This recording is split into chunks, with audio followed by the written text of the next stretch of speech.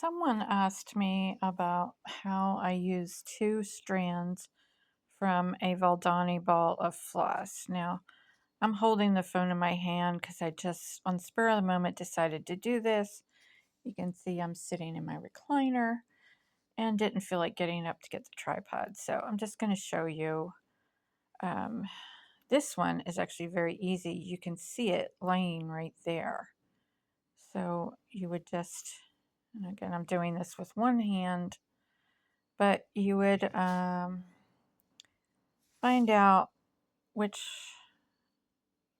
one of these is the end, because when you pull on it, it's hard to do this with one hand. There you go. So there's the end. Sometimes it's really hard to find the end in the middle, and I actually end up pulling like a whole knot of, it's kind of like a knot of thread out, and then I will snip it and then use that as like a separate ball and take one strand from each of them, if that makes any sense to you. So I'm looking at this, and now I have to find the end on the outside, but which I'm having trouble doing, trying to hold this phone and everything. But anyway, I just wanted to show you how you do that. You do find it here in the middle, and then you put this threaded with the one from the outside once I find it, and you thread them both together in your Ultra Punch.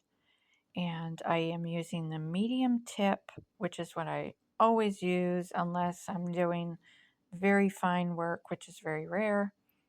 And this is number 8.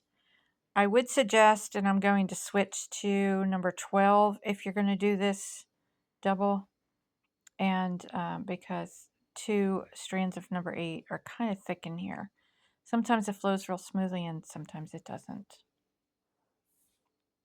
Hope that helped.